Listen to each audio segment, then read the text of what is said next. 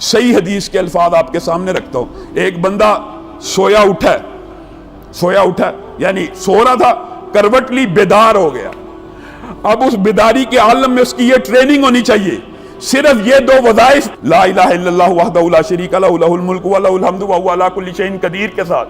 اگر کوئی بندہ سبحان اللہ والحمد للہ ولا الہ الا اللہ واللہ اکبر ولا حول ولا قوت الا باللہ اگر پڑھ لیتا ہے، یہ وظیفہ دونوں ملا کے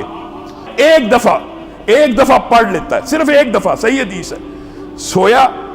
کروٹ لی، اچانک آنکھ کھلی، رفع حاجت کے لیے آنکھ کھلی، کسی کام کے لیے آنکھ کھل گئی،